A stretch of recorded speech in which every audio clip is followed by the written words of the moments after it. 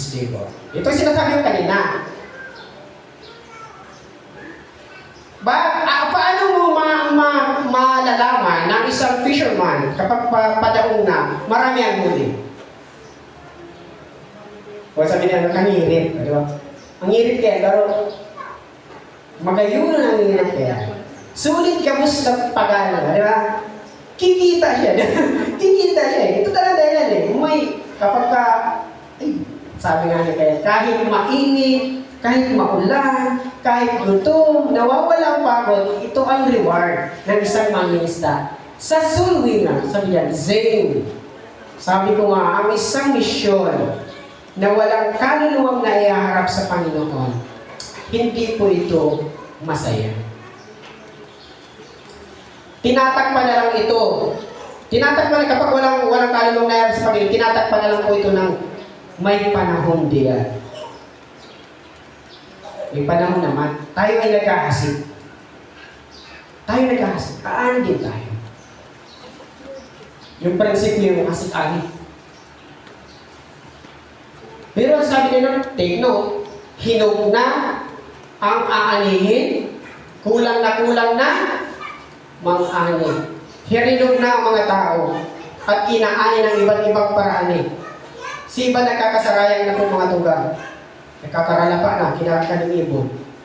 Hindi tayo nag-involve. Yun ang kagalakan ng isang tagapagdala ng kaluluwa sa harapan ng Diyos. At yan din ang damdamin ni Kristo. Kaya sabi niya, yung 10 illustration niya sa tupa, kapag nawala ang isa, iniiwan ang 99 para balikan ang isa. Mga kapatid, magkaroon tayo ng malalim na damdamin. Kaya nga, libo-libong mga anghel ang sasaya sa kalangitan sa kaluluwang bumabalik sa Panginoon. Ito po yung reward ng mga tagapangaral. At ito po ay base sa aking experience, nararamdaman lagi namin na kapag kami tumatanggap sa Panginoon, grabe ang kasiyahan. Ito naman, sa church naman, ganito. Kapag kamay pinabautisman tayo, bumabalik sa Panginoon, madalas talagang sinasabi ko, yung expression ng iglesia ay parang Biyernes Santo. Ito na po yung goal, kasi ito yung po dahilan. Wala sa puso natin as a soul winner. O hindi pa natin talaga ina-address ang sarili natin na tagapagdala ng kaluluwa sa Panginoon. Ito pong ministeryo ito ay sa lahat ng mga mananampalataya. Sa pagpapakilala, pagkadala ng kaluluwa sa Panginoon, address po yan sa lahat, mga kapatid. Kaya, ang sabi dito ng Panginoon, alam niyo ba ang ginawa ng mga mangis na tinawag niya? Iniwan ang kanilang lambat at sumama kay Jesus. Ganito na naman tayo. Di iwan ko rin ang trabaho at mga aral na. Iba po yung prinsipyo yung itinuturo ng Panginoon ito. Mga kapatid, kahit anumang bagay na meron ka, pwedeng maging instrumento para makapagdala ka ng kaluluwa sa Panginoon. Nagtatrabaho ka man, gamitin mo yung field na yan para makakilala sila kay Jesus. Ang puso mo, kila Brother Alan, no? may mga dumarating na lang. Sa church, may mga bisita tayo. At hindi natin pinapalampas sa pagkakataon na yan kapag bahagi ng salita ng Panginoon. Sapagkat mga kapatid, napakahalaga ng ating kaluluwa. Kung mag-i-invest kayo, mag-invest tayo sa kaluluwa. Napakahalaga ng kaluluwa sa Panginoon. At bilang mga mananampalataya, magkaisa tayo sa ating layunin. Bilang mga soul winner, na maging matiyaga, determinado sa ministeryo pinagkatiwala sa ating ng Panginoon. Nakita natin dito, marami pa tayong maobserbahan. Dagdagan niyo po yan. Pili nyo dagdagan nyo, marami tayong makikita kasi comparative yan. Ano pa man hindi natin nakikita sa nature ng mga mangingisda. O idagdag nyo, isulat nyo. Mga mangingisdaan niya ngayon, huwag naman yung illegal ha. Illegal na para makahuli. Hindi. O kaya ngayon, nag-illegal na rin.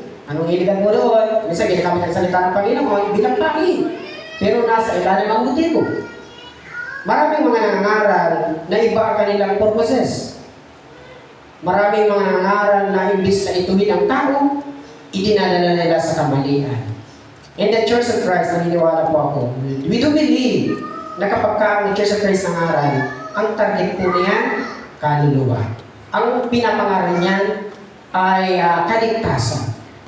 Not membership, kung ano pa man, kundi kaluluwa na katulad din natin, na sumampalataya, katulad din natin, na may sarili pangunawa sa salita ng Panginoon. Naunawaan natin na ito ang dapat mangyari.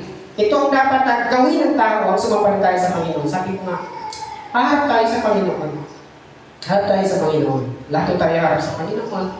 Reward sa mga mananampalataya at doon sa mga hindi sumampalataya. Hindi sila maaaring arihin ng Diyos. Sapagkat hindi sila tumanggap sa Panginoon.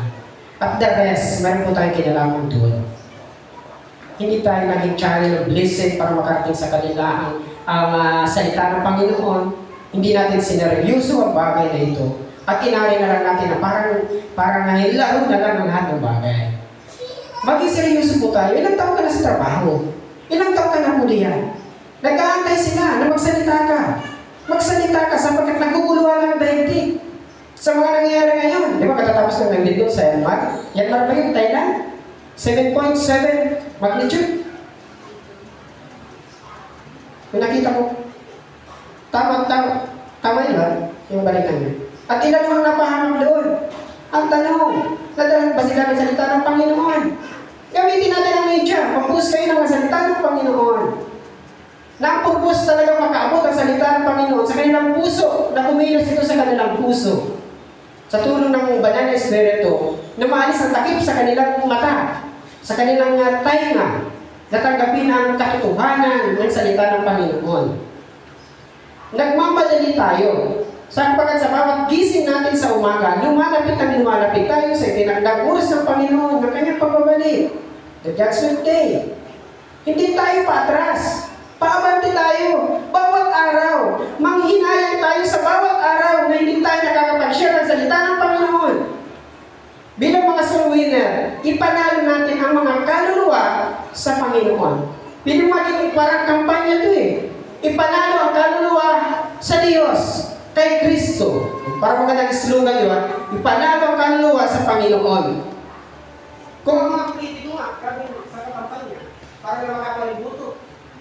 Mas lalo na ito, kinakampanya natin dito, ang agenda ng Panginoon na magdala ng kaluluwa sa harapan ng Diyos. Kung meron pang membro sa pamilya, kung meron pa kayong mahal sa buhay, panalangin natin.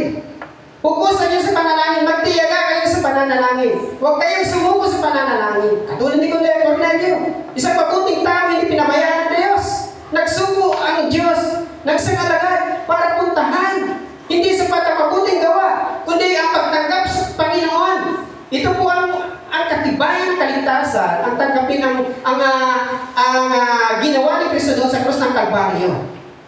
Ito ang titingnan ng Panginoon. Ito ang tutubo sa kasalanan ng lahat ng tao. Aariin ni Kristo ang mga tao nagpatubos sa Kanya. Tinubos ka ni Kristo, tinubos tayo ni Kristo, ikaw ay sa Panginoon na. Ikaw ay pag-aari na ng Diyos. Pag-aari na tayo ni Kristo. Dapat lang na ang ginagawa natin ay ang agenda ng Panginoon. Nakikiayon tayo sa agenda ni Kristo. At sa ating pong conclusion, tayo pong lahat ay magsitayo. Therefore, having grown in our understanding of the nature of the soul winning, let us be people in seeking to bring others to the Savior.